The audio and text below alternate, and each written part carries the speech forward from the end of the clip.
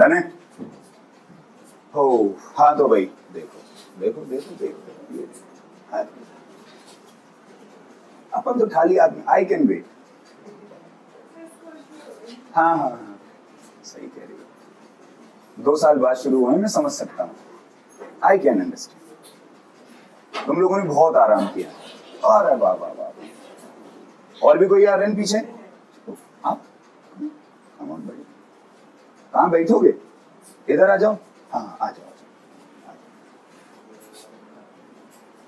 ये भी डाल देना वीडियो में, मजा आएगा। इन्हें शर्म तो आएगी देख देख के।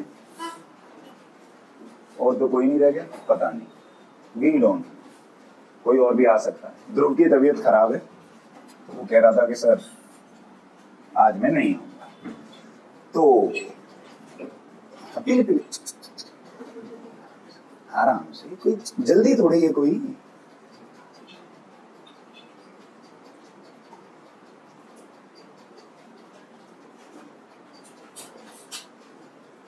पेन में निकाल। हाँ तो भाई पिछली क्लास में हम लोगों ने खत्म कर लिया था इलेक्ट्रिक फील्ड, ठीक है।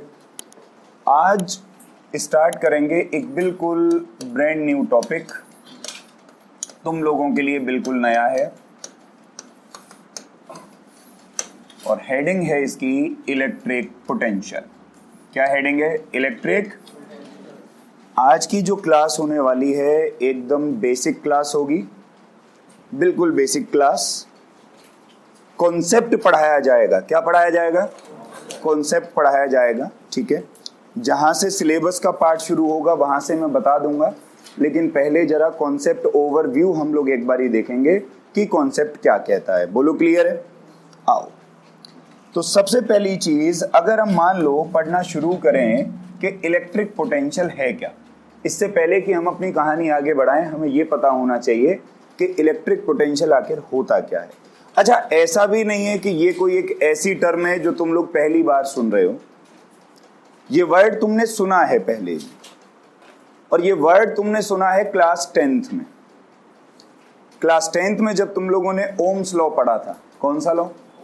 क्या होता है ओम्स लॉ? V बराबर, तो वहां पे V क्या था? पोटेंशियल। V क्या था वहां पे? पोटेंशियल। लेकिन सुना है तुम लोगों ने, तुमने कुछ परिभाषाएं भी पढ़ी हैं, मैं उन्हीं डेफिनेशंस को एक बार फिर से एक्सप्लेन करूंगा, ठीक है। लेकिन अभी यहां पर हम लोग ये देखेंगे कि पोटेंशियल एक्चुअली होता क्या है। अब मान लो ये बालक है हमारे पास, आर्यन, ये यहाँ पे बैठा है, और मैं अगर ये कह दूं कि यार आर्यन में बहुत ज्यादा पोटेंशियल है, तो इस बात का मतलब क्या है? इस बात का मतलब ये है कि आर्यन बहुत अच्छा परफॉर्म कर सकता है, इसके अंदर बहुत अच्छा परफॉर्म करने की काबिलियत है, कैपेबिलिटी है, ये कह सकते हैं, है ना। लेकिन मुझे ये बात इसलिए कहनी पड़ रही है कि इसमें पोटेंशियल है क्योंकि ये उतना परफॉर्म कर नहीं रहा। अगर कर रहा होता तो कहता भाई ये तो बड़ा अच्छा लड़का है, मैं ये थोड़ी कहता इसमें इतना पोटेंशियल है। सो पोटेंशियल का मतलब कहीं ना कहीं मैं ये कह सकता हूं कि पोटेंशियल का मतलब कहीं ना कहीं होती है हिडन एबिलिटी, कह सकते हैं। क्या कह सकते हैं? Hidden ability. और अगर एक मोटे टर्म में अगर हम लोग देखें तो हम पोटेंशियल को ये कह सकते हैं कि ये हिडन एनर्जी होती है। ये क्या होती है? Hidden energy. हम लोग अभी अभी क्या पढ़ के आए हैं? Electric fields. क्या पढ़ा हम लोगों ने अभी अभी? भाई हमने क्या पढ़ा कि ये मान लो चार्ज है Q, ये चार्ज है Q।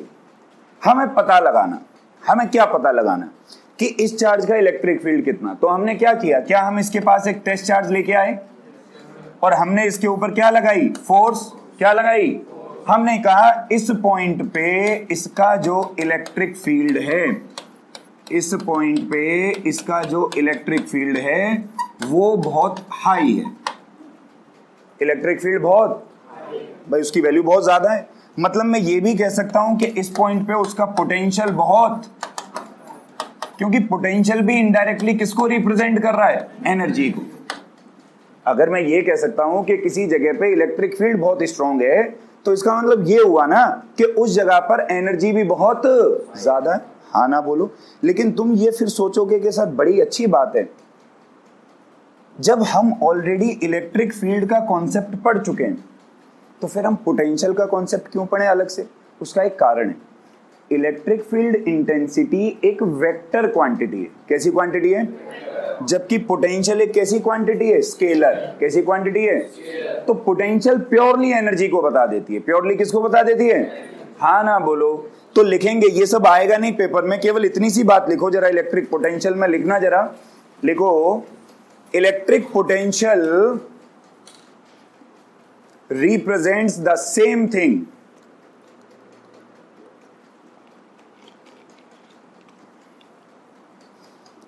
electric potential represents the same thing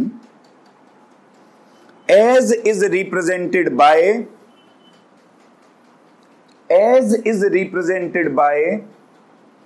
electric field,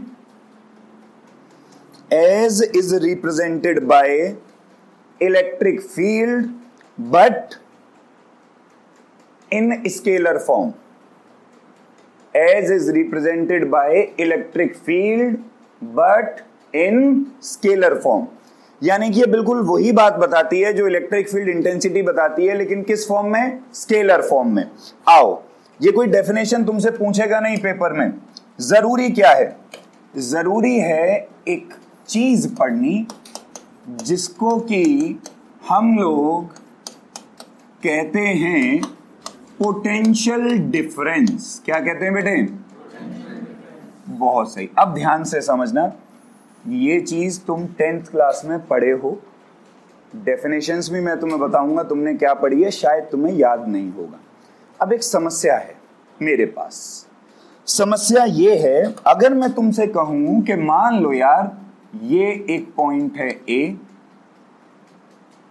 और ये एक पॉइंट है बी, दो पॉइंट है ना। तो मुझे ए का पोटेंशियल पता, मतलब मुझे इसकी एनर्जी नहीं मालूम, ना मुझे बी का पोटेंशियल पता, मुझे बी की भी एनर्जी नहीं मालूम। दोनों की एनर्जी मुझे पता, ना मुझे कोई फॉर्मूला ही मालूम। तो अभी थोड़ी देर के लिए खुद को जरा आदि मानव समझ लो। उस साइंटिस्ट के दृष्टिकोण से सोचो जिसने फॉर्मूला बनाया होगा, क्योंकि जिस बंदे ने फॉर्मूला बनाया होगा उसने भी तो सोचा होगा ना कुछ। अब ना तो तुम्हें यहां का पोटेंशियल पता, ना तुम्हें यहां का पोटेंशियल पता, ना तुम्हें फॉर्मूला पता, और तुम्हें इन दोनों पॉइंट्स के बीच निकालना है एनर्जी का डिफरेंस। कैसे निकालोगे ये सोचो। नहीं, ध्यान से सोचो, अच्छे से बताओ, ढंग से। है बेटे? कोई और? कोई और बालक? कंडीशन समझ गए मैं क्या बोल रहा हूं? ना तो पोटेंशियल पता, ना उस पोटेंशियल का फॉर्मूला पता, तो फिर इन दोनों के बीच में एनर्जी का डिफरेंस कैसे निकालूं, ये सवाल है। ये सवाल भी है, ये समस्या भी है। कैसे निकालोगे बताओ? कैसे? क्योंकि सर किताब से देख के निकालेंगे सर, किताब में दिया हुआ है।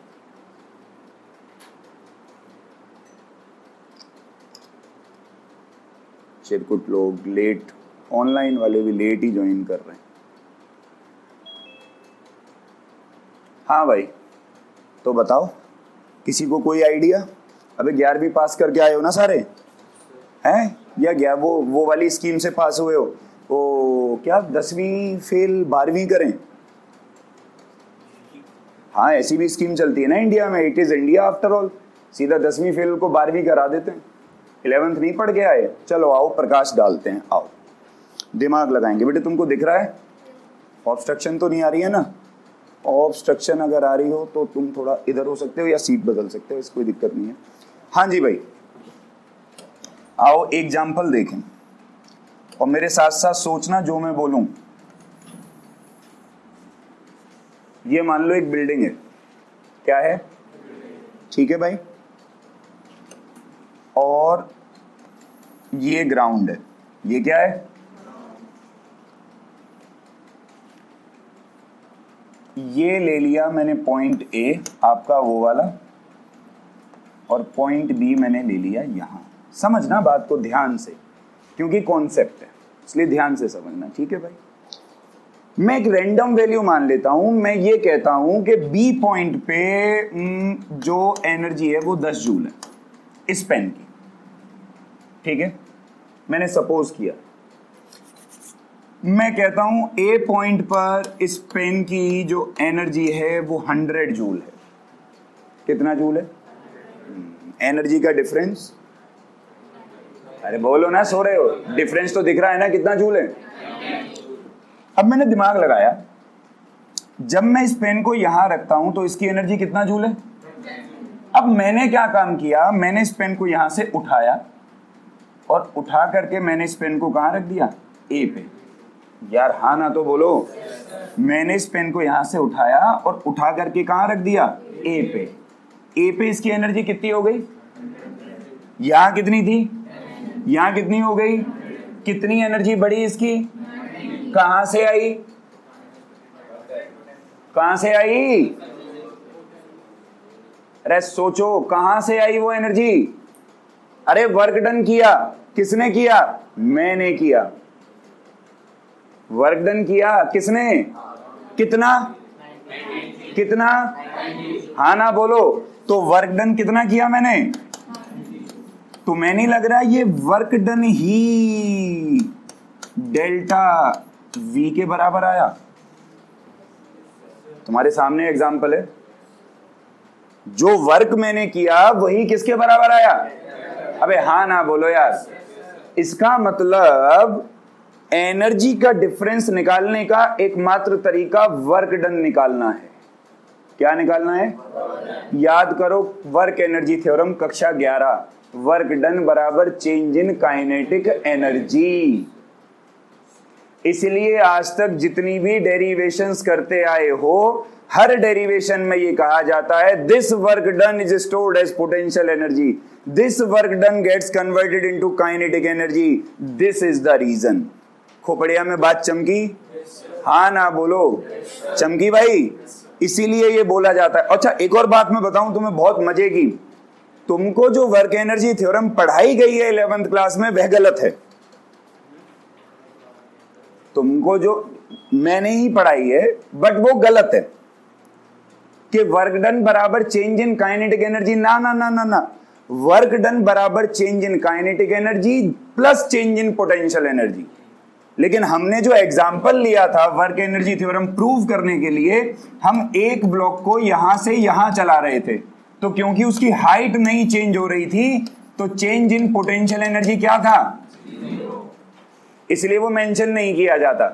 लेकिन वो जैसे कंपनियों के एड पे नहीं होता, सितारा लगा देते हैं वो लोग, स्टार, हाँ, terms and conditions apply.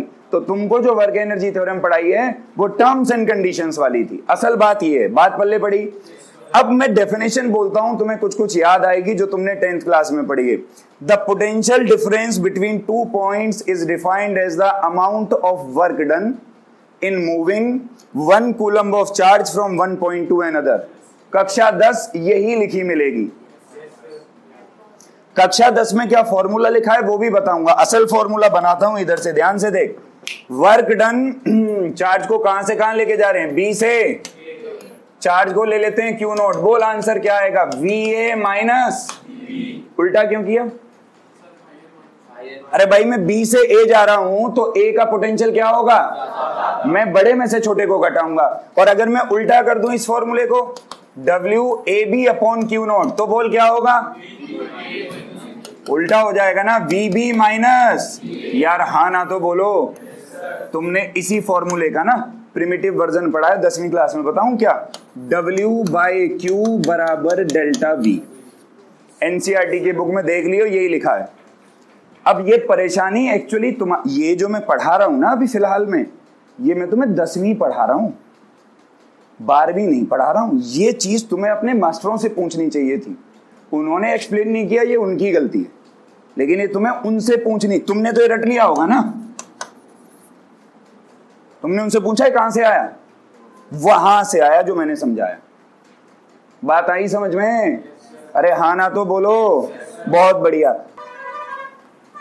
Potential difference potential difference between 2 points potential difference between 2 points is defined as the amount of work done is defined as the amount of work done in moving 1 coulomb of charge, in moving 1 coulomb of charge from one point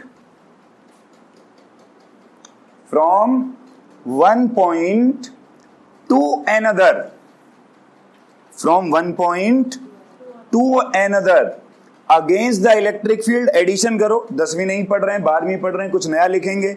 Against the electric field without producing acceleration. Against the electric field without producing acceleration. Full stop. अच्छा एक बात बताओ, against the field की बात क्यों की भाई मैंने? अगेंस्ट द फील्ड की बात क्यों की?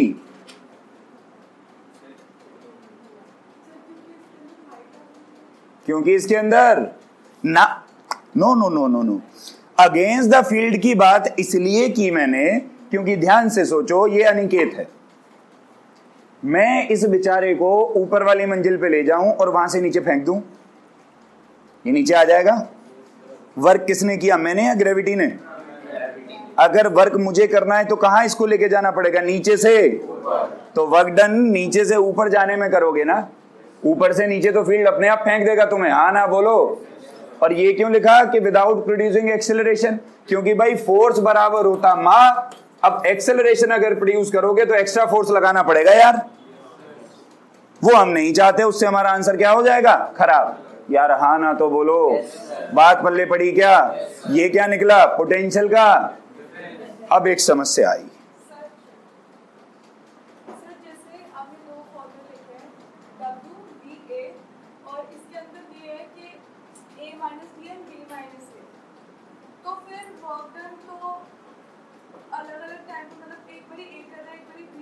वो ये दो अलग केस हो गए ना. पहली बारी में हम बी से ए जा रहे हैं, दूसरी बारी में हम ए से, तो ये दो अलग केस हो गए.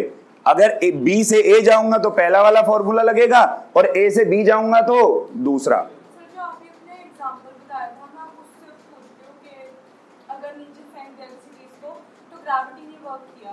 हाँ हाँ हाँ एकदम. हाँ तो ये आंसर नेगेटिव आ जाएगा ना. आंसर क्या आ जाएगा? अरे इसीलिए तो पोटेंशियल पॉजिटिव भी होता है और नेगेटिव भी. हाँ ना बोलो यार. यार नहीं आया यार. फॉर्मूला उतार लिया, ये चिरकुटो फॉर्मूला उतार लो, जरूरी है. ये तुम्हारी मर्जी है, समझने के लिए उतारना चाहो उतारो. हाँ फॉर्मूले दोनों लिखने भाई. अभी मैं मिटा देता इसको. फॉर्मूले दोनों लिखने हैं. हेलो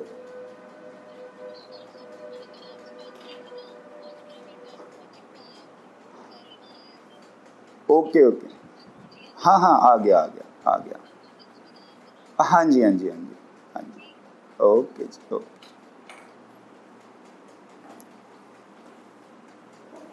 हाँ भाई जैसी हो जाए वैसे ही बताना. हो गया क्या? साबोस. आगे बढ़े. रुक गए भाई एकदम. हम तो यही है, 6-7 बजे तक यहीं रहेंगे भाई. अब चलें भाई. अब देखो बात को समझो. समस्या इधर आओ, समस्या तुम्हारे लिए समाधान करके दो. अब एग्जामिनर ने क्या बोला कि चले यार डिफरेंस का ड्रामा बहुत हो गया, एक काम कर, डिफरेंस नहीं चाहिए. उसने कहा ये एक पॉइंट है ए, मुझे इसका ही पोटेंशियल बता क्या है. डिफरेंस नहीं चाहिए. डिफरेंस कह रहा है इसी पॉइंट का पोटेंशियल बता क्या होगा. समस्या। कैसे करोगे? क्या जीरो? क्यों भाई? और जो मतलब सर कुछ भी ना मिले जीरो कर दो, है ऐसे थोड़ी सोचो। एक मिनट, हाँ पहले तू बोल। हाइट निकालने, और वो हाइट पे हो ही ना तो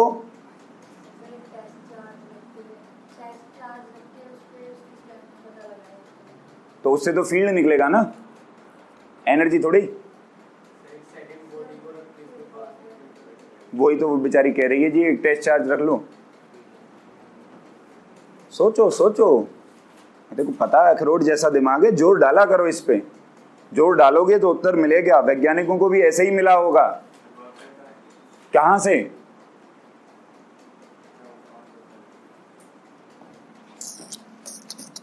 ऐसी थोड़ी तुम ऑनलाइन पढ़े हो। आओ इधर देखो, वापस वही बिल्डिंग जो अभी पहले हमने बनाई थी, और ये ग्राउंड है। ये क्या है? हाँ ना बोलो, ये क्या है? अब मैं तुम्हें कंपेयर करके बताता हूं, समझना। वैसे मुझे लगता नहीं है तुम्हारे अखरोट जैसे दिमाग में इतना जो गंभीर कॉन्सेप्ट आएगा। कभी कभी मुझे लगता है मैं कॉन्सेप्ट समझाना गलत करता हूं, मतलब मेरे को सीधी डेफिनेशन लिखवा देनी चाहिए 10वीं के मास्टर की तरह और आगे बढ़ जाऊं। चलो भाई सवाल करेंगे, लेकिन आओ समझो। ये पॉइंट ए था पिछले वाले केस का, ये पॉइंट क्या था? एक काम कर लो, यहां पे एनर्जी कितनी थी, यहां कितनी थी? हाँ हाँ हाँ हाँ, डेल्टा वी बराबर आया था कितना? ये कितना आया था? 1। ये इन दोनों के बीच का पोटेंशियल डिफरेंस निकला था। हाँ ना बोलो, हाँ ना तो बोलो। मान ले मैं इस पॉइंट को यहां से ग्राउंड ले जाऊं। कहां ले जाऊं? कहां ले जाऊं? ग्राउंड पे ले जाते ही इसकी एनर्जी क्या हो जाएगी? नहीं आई बात समझ में भाई? ग्राउंड पे जाते ही एनर्जी क्या हो जाएगी? अरे हाँ ना तो बोलो। अरे पोटेंशियल एनर्जी का फॉर्मूला mgh, हाइट 0 तो एनर्जी, ग्राउंड पे एनर्जी। अब मैं इसको यहां से उठा के यहां लेके जाऊं, बोल वर्क कितना करूंगा? कितना करूंगा? तुझे दिख नहीं रहा कि एक ही एनर्जी भी 100 जूल है और मैंने वर्क भी कितना किया? यानी कि ये वर्क ही किसके बराबर है? मैं नहीं कह रहा, देख एग्जाम्पल कह रहा तेरे सामने। हाँ ना तो बोल, हाँ ना तो बोल। यानी कि अगर 0 एनर्जी से किसी बॉडी को चलाया जाए और उस पॉइंट तक लाया जाए तो जो वर्क किया गया वो वर्क ही किसके बराबर होगा? उस पॉइंट की एनर्जी के। नहीं आया, नहीं आया, नहीं आया, नहीं आया। ओहो, अब इलेक्ट्रिक फील्ड में क्या होगा? ध्यान लगाओ, अभी तुम्हें थोड़ा थोड़ा याद आएगा, फिर तुम्हें 10वीं के मास्टर भी याद आएंगे। इलेक्ट्रिक फील्ड का फॉर्मूला हमने पढ़ा KQ/R का। चल भाई दिमाग लगा के बता, E की वैल्यू 0 कब हो सकती है भाई? E की वैल्यू 0, अबे K को 0 नहीं कर सकता, Q को 0 नहीं कर सकता। K तो कांस्टेंट है ना, कहीं कहीं आए निकल के K 0 कर दो जी। और चार्ज है तब तो इलेक्ट्रिक फील्ड है, वो 0 होगा नहीं। कब 0 होगा? E R 0 हो जाए। वाह, मैक्स मतलब, मैक्स मतलब इन्फिनिटी। R कितना? सो एनीथिंग अपॉन, ओहो गणित बहुत तेज है ना तुम्हारा। KQ/infinity, anything upon infinity becomes, अब 10वीं क्लास की एक डेफिनेशन पढ़ रहा हूं, शर्म आती हो तो याद करना दिमाग से। Potential at a point is defined as the amount of work done in moving 1 coulomb of charge from infinity to that point। लिखा है 10वीं की किताब में, एग्जैक्टली सेम। याद नहीं आई ना? हाँ 11th का तो नहीं पता, 10th के पोटेंशियल वाले कॉन्सेप्ट में है। इलेक्ट्रिसिटी वाला चैप्टर है, सिंबल इम्बल दिए हुए हैं ना किताब में, सेल के, बैटरी के, wires crossing without touching, junction, कुछ याद आता है? वहीं इस हाथ की तरफ ये डेफिनेशन लिखी हुई है। ये दिखाता है कि तुम ऑनलाइन में कितना पढ़े हो। अब वो इन्फिनिटी वाला शब्द कहां से आया? यहां से आया। बात कुछ पल्ले पड़ी? अरे हाँ ना बोलो। ये कोई तुमसे पूछेगा नहीं, टेंशन नहीं लेने का, कोई तुमसे डेफिनेशन नहीं पूछेगा 12वीं में। मैं इसीलिए बता रहा हूं ताकि तुम्हें कॉन्सेप्ट समझ में आए कि डेफिनेशन कैसे बन रही है। हर चीज का घोटा मारना तो इलाज नहीं है ना। कहो तो डेफिनेशन लिखवा दूं? लिखो, पोटेंशियल एट अ पॉइंट, लिखो लिखो, potential at a point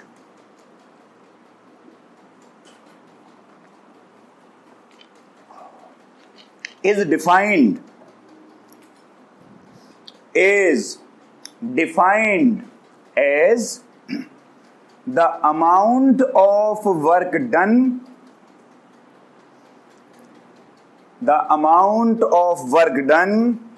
in moving 1 coulomb of charge, 1 coulomb of from infinity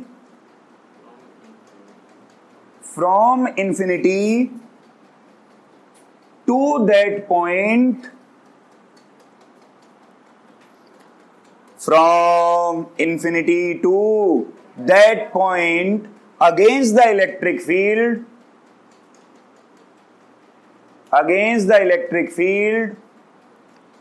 without producing acceleration, against the electric field without producing acceleration। अरे भैया ये बात समझ में आई? अरे पक्की बात, ये बात पल्ले पर। आगे हमेशा ये बात याद रख लेना, अब कहीं भी अगर एनर्जी निकालनी है तो एनर्जी निकालने का सिर्फ और सिर्फ एक ही तरीका है कि क्या निकालोगे? वर्क। ये नहीं कि डेरिवेशंस में, न्यूमेरिकल्स में भी, स्पेशली वो लोग जिनको आगे जेई या नीट का पेपर देना है, वो भी ये बात ध्यान रखें कि अगर एनर्जी निकालनी है, एनर्जी का डिफरेंस निकालना है तो क्या निकलेगा? वर्क। हमेशा क्या निकलेगा? बहुत बढ़िया, वर्क डन निकाल लो, एनर्जी आ जाएगी। अब सुनो, 2-4 अच्छी बातें बताऊं मैं तुम्हें। तो वो शॉर्ट वाला फॉर्मूला यही बनाना, W/Q बराबर डेल्टा V। बोलो सही है? पोटेंशियल स्केलर वेक्टर, सोच के बोलो, स्केलर वेक्टर। रट्टा क्यों मारना? एनर्जी है ना, एनर्जी है ना, एनर्जी पॉजिटिव नेगेटिव तो नहीं हो सकती ना, इसीलिए पोटेंशियल कैसी क्वांटिटी? स्केलर। तो यहां पे लिखेंगे, 1 minute, potential is a scalar quantity. Potential कैसी क्वांटिटी है? बहुत बढ़िया, पहली बात। दूसरी बात, चल भाई एसआई यूनिट बोलो।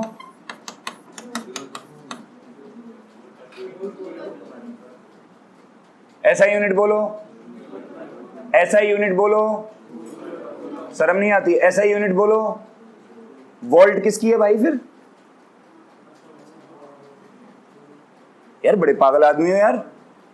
अरे वोल्ट किसकी एसआई यूनिट है? अबे ऐसे लिखा करो, वोल्ट वी, सुन ले, या और करके वर्क की यूनिट बोल, चार्ज की यूनिट बोल, जूल पर कूलम। या तो वोल्ट लिख दो या क्या लिख दो। अब एग्जामिनर कैसे बेवकूफ बनाएगा? वो तेरे से पूछेगा पता जूल पर कूलम किसकी यूनिट है, ऐसे नहीं पूछेगा पता वोल्ट किसकी यूनिट है। तो सबको पता है, तुम्हें तो वो भी नहीं पता है। कहां बताइए अभी? जूल पर कूलम किसकी यूनिट है? पोटेंशियल की। किसकी यूनिट है? 1 मिनट, पोटेंशियल की डायमेंशन निकालने का ये सबसे आसान फॉर्मूला है। इधर देख, मैं पूछूंगा नहीं डायमेंशन किसी से, मुझे पता है तुम्हें याद नहीं होंगी। वर्क की डायमेंशन mL2T-2, चार्ज की डायमेंशन AT बराबर पोटेंशियल की डायमेंशन। दिस इंप्लाइज कि पोटेंशियल की डायमेंशन बनेगी भाई mL2T-3A-1। ये CBSE में कभी नहीं पूछा जाएगा, लेकिन जिन लोगों को एंट्रेंस वगैरह देना है उनके लिए इंपॉर्टेंट है। उतार डालो फटाक से, बिना कोई देरी किए। पोटेंशियल निकालते समय चार्ज का साइन कंसीडर किया जाएगा। इससे पहले भी ऐसी एक लाइन लिखवाई थी जिसमें ये कहे थे कि साइन नहीं कंसीडर किया जाएगा दो क्वांटिटी में, फोर्स में और फील्ड में। कूलम फोर्स और इलेक्ट्रिक फील्ड निकालते टाइम चार्ज का साइन नहीं लेना। चार्ज प्लस का है तो भी प्लस का, माइनस का है हाँ ना बोलो। लेकिन पोटेंशियल निकालते टाइम चार्ज का साइन लेना है। प्लस का चार्ज है तो प्लस का लेना है और माइनस का चार्ज है तो किसका लेना है। बात समझ आई? बहुत बढ़िया। इसको हटा दूं? ठीक है भाई, अगली हेडिंग लिखो, लिखो जरा। अब यहां से सिलेबस शुरू। चलो, इलेक्ट्रिक फील्ड लिखो, लिखो। Electric field is conservative. Electric field is conservative, है ना। अब इससे पहले कि मैं तुम्हें ये पढ़ाऊं, तुम मुझे ये बता तो दो यार, तुम तो बहुत इंटेलिजेंट बच्चे हो यार। कंजर्वेटिव फील्ड होता क्या है? किसी को भी पता हो तो जरा मुझे बताओ। ये 11वीं में छोले खाने का नतीजा है। ध्रुव बताइयो कंजर्वेटिव फील्ड क्या होता है? तू तो मेरे ही पास पढ़ा है भाई, बता दे। वो ध्रुव गुप्ता, तू क्या पीछे देख रहा है? तू भी तो पढ़ा है। यस, बता कंजर्वेटिव फील्ड क्या है? अरे किताब भी भेज दी होगी अब तक। किसी और को पता हो तो बोलो। हाँ, और कोई बालक? कन्या कुछ कह रही है। आर्यन तुम क्या कह रहे हो? कंजर्वेटिव फील्ड क्या होता है? ये कैसा, छोड़ो ऐसी बात थोड़ी करते हैं। आप बताओ, तू बता बे। आओ एग्जाम्पल देखें, क्या कर सकते हैं तुहार। सही है तेरी बात, आओ एग्जाम्पल देखें। यह एक बालक है, बालक का मास है m। यह, अबे देखना, बालक ऐसे ही लिखेंगे ना, बालक। सही है ना? अबे हिंदी तो पढ़ी होगी। अच्छा, सही लिखा है ना? नहीं लिखा हो तो समझ लेना बालक है। ये बिल्डिंग है, इस बिल्डिंग की हाइट मान लेते हैं h। सही है? अबे हाँ ना तो बोलो। जब ये बालक जमीन पे है तो बोलो भाई इसकी पोटेंशियल एनर्जी कितनी होगी। जब ये बालक छत पे होगा तो इसकी पोटेंशियल एनर्जी कितनी होगी, mgh। अरे यही तो होगी यार। अब ये एनर्जी इस बात पे कतई डिपेंड नहीं करेगी कि ये बालक छत पे सीढ़ी चढ़ के आया, लिफ्ट से आया, किसी ने बॉल बना के इसको ऊपर फेंका, या किसी ने इसको हेलीकॉप्टर से नीचे फेंक दिया। अगर ये छत के टॉप पे है तो इसकी जो एनर्जी है वो हमेशा क्या रहेगी। ये इस बात पे कतई भी डिपेंड नहीं करेगी कि इसने पाथ क्या फॉलो किया। इस तरीके की फोर्सेस को कंजर्वेटिव फोर्सेस बोलते हैं। कैसी फोर्सेस बोलते हैं? आई बात। और कंजर्वेटिव फील्ड, ग्रेविटेशनल फील्ड की हम चर्चा कर रहे हैं यहां पर। और जो पाथ पे डिपेंडेंट हो उनको क्या बोलते हैं? एग्जाम्पल दो कोई। नॉन कंजर्वेटिव का एग्जाम्पल प्रगुण देगी। Non conservative, friction. थोड़ा तो दिमाग लगाया करो। फ्रिक्शन इस बात पे डिपेंड करेगी ना रोड कैसा है, रफ है या स्मूथ है।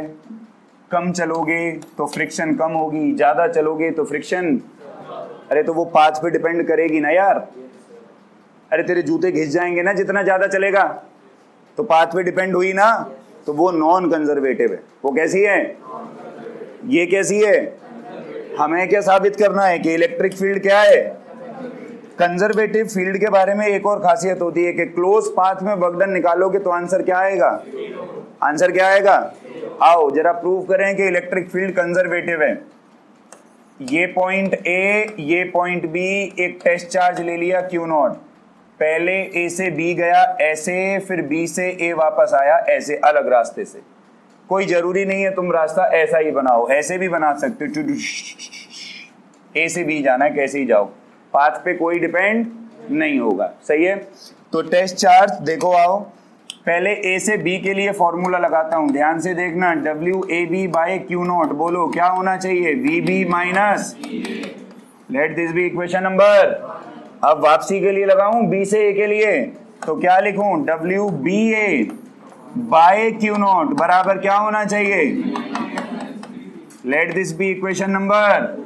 Late us do one thing, let us add equation number 1 and equation number. जब दोनों को ऐड कर देंगे उस्ताद तो क्या बचेगा, W A B by Q naught plus W B A by Q naught बराबर 0। अरे देखो ना कैंसल हो जाएंगे।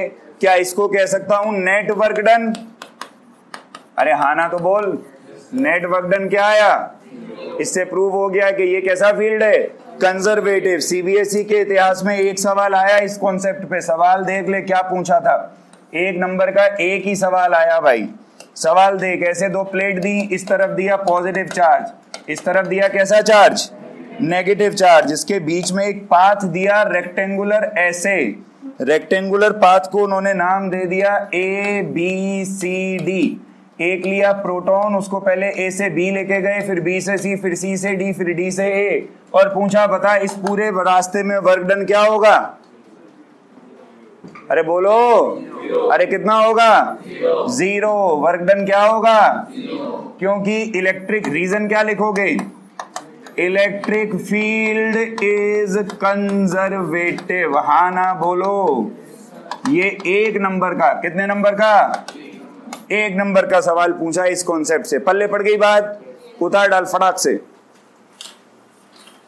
छोटे छोटे कॉन्सेप्ट, 1 और 2 नंबर के क्वेश्चन टेढ़े होते हैं भाई, 3 और 5 नंबर के इजी। किसकी, इसकी कोई डेफिनेशन नहीं है।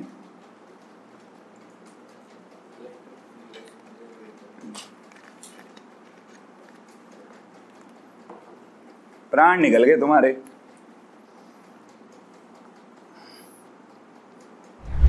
मैं तो 10वीं के पेरेंट्स को यही कहते हुए सुनता हूँ, मेरा बेटा बहुत इंटेलिजेंट है।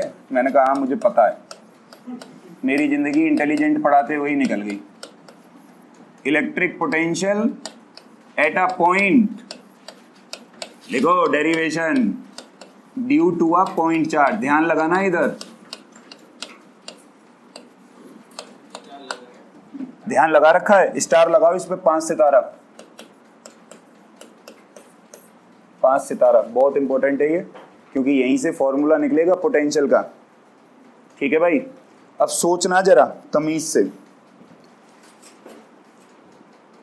ये पढ़ लिया पोटेंशियल डिफरेंस क्या होता है, ये भी पढ़ लिया पोटेंशियल क्या होता है। अब एक समस्या रह गई जो वैज्ञानिकों ने भी सोची कि यार जैसे मान ले ये एक पॉइंट है, यहाँ पे 10 कूलम का चार्ज रखा है, अब मैं कहूं कि यार इसका पोटेंशियल निकाल, तो क्या करूं, हर बार इन्फिनिटी तक जाऊं क्या, तो ये प्रोसेस तो बहुत ज्यादा क्या हो जाएगी, मुश्किल हो जाएगी ना। मतलब एक कोई फॉर्मूला तो हमको निकाल लेना चाहिए जो जनरल फॉर्मूला हो। तो जनरल फॉर्मूला निकालने के लिए इन लोगों ने ये एक डेरिवेशन की, वैज्ञानिकों के पॉइंट ऑफ व्यू से ही हम लोग करेंगे। मैं लॉजिकली एक्सप्लेन करूंगा तुमको हर चीज क्या कैसे किया गया, समझते रहना, लिखेगा कोई भी नहीं, पहले समझो ध्यान से। यहां पे मान लो हमने चार्ज ले लिया भाई प्लस क्यू, कितना चार्ज ले लिया, ठीक है। अब क्योंकि ये चार्ज पॉजिटिव है तो जरा बताओ इसका फील्ड बाहर की तरफ होगा या अंदर की तरफ, बाहर अंदर, बाहर, क्योंकि इलेक्ट्रिक फील्ड पॉजिटिव चार्ज से निकलता है और नेगेटिव पे खत्म। तो चलो जब इसकी इलेक्ट्रिक फील्ड लाइन बनाएंगे तो ऐसे बन जानी चाहिए,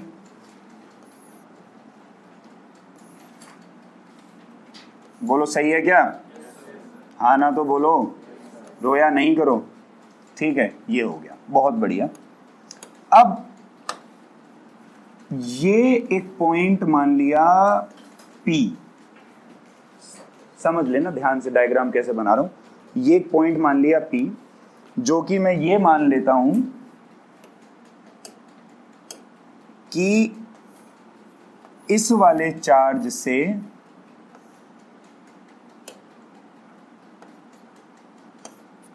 R दूरी पर है। कितनी दूरी पर है, मैं इस पॉइंट का पोटेंशियल निकालना चाहता हूं। क्या निकालना चाहता हूं? अब तुम्हें तरीका पता है, पोटेंशियल निकालने का एक ही तरीका है। पोटेंशियल निकालने का क्या निकालूं? वर्क। क्या निकालूं? कहां से? इन्फिनिटी से। कहां से निकालूं? मतलब मुझे कहीं ना कहीं इन्फिनिटी शो करना पड़ेगा, हाँ ना बोलो। आओ इन्फिनिटी शो कर देते हैं यहीं पे कहीं। ये मान लो ये मैंने शो कर दिया भाई इन्फिनिटी। साथ के साथ ये एक पॉइंट ले लेता हूं A, ये एक पॉइंट ले लेता हूं B। इन दोनों के बीच की दूरी मान रहा हूं dx। क्या मान रहा हूं? अब समझो, इनके दोनों के बीच की दूरी मान ली dx, और यहां से इस A पॉइंट तक की जो दूरी है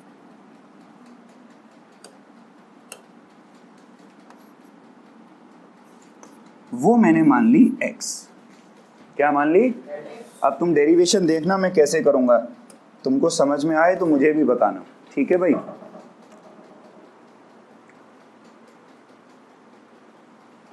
इलेक्ट्रिक फील्ड निकालूं अगर मैं, electric field at point A is, electric field का फॉर्मूला क्या होता है? के क्यू बाय आर का, के क्यू बाय आर का। तो के क्यू, क्योंकि ये चार्ज कितना है, डिवाइड बाय आर यानी कि दूरी, ए पॉइंट की दूरी कितनी है, कितनी है दूरी, तो डिवाइड बाय एक्स का। Let this be equation number, हाँ ना तो बोलो, बात पल्ले पड़ी। अब देखो मैं लेट कर लेता हूं कि लेट डी डब्ल्यू be the small amount of work done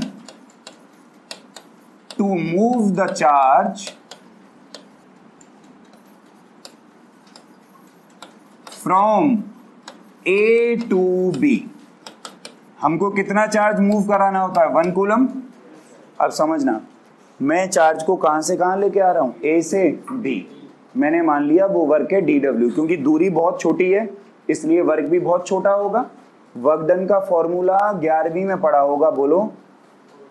work done बराबर फोर्स इनटू, और अगर वेक्टोरिकली लिखेंगे तो वर्क डन बराबर होगा एफ वेक्टर डॉट। अब ये ध्यान से समझना, किताबों में ये नहीं दिया हुआ है जो मैं बता रहा हूं, समझ लो। कहीं यहीं पे लिख देता हूं, ले चल ऐसे ही लिख लेते हैं। फोर्स का फॉर्मूला क्या होता है? क्यूई। फोर्स का फॉर्मूला क्या होता है? कितने कूलम का चार्ज है? तो 1 कूलम का चार्ज है, तो फोर्स बराबर क्या हो गया? तो फोर्स की जगह क्या लिख सकते हैं? तो डी डब्ल्यू का फॉर्मूला क्या बना? E vector dot D x vector. ये अगर नहीं भी लिखोगे डेरिवेशन में चलेगा, किताबों में ये पोर्शन दिया ही नहीं हुआ। किताबों में सीधा ये फॉर्मूला दिया हुआ है कि डी डब्ल्यू बराबर E vector dot of D x vector. हाँ ना बोलो, डायरेक्ट ये दिया हुआ है। अब समझो बात को भाई, डी डब्ल्यू बराबर क्या हो जाना चाहिए? E D x cos. अरे डॉट प्रोडक्ट किसके बराबर होता है? Cos theta. और क्रॉस किसके बराबर होता है? थीटा। बोलो थीटा कितना? थीटा बोलो, थीटा बोलो 90। हाँ शाबाश शाबाश। अच्छा देखियो, इलेक्ट्रिक फील्ड बाहर की तरफ है ना, है ना? तुम कहां से कहां आ रहे हो? ए से। तो मोशन किधर हो रही है? तो थीटा कितना हुआ? बात पल्ले पड़ी। थीटा कितना डिग्री? तो डी डब्ल्यू बराबर ई डी एक्स कॉस। अबे नहीं आया, कॉस 180 की वैल्यू -1, तो डी डब्ल्यू बराबर क्या हो गया? Minus E D x. क्या हो गया? क्योंकि कॉस 180 की वैल्यू, बोलो सही है, दिखाई दे रहा है ना?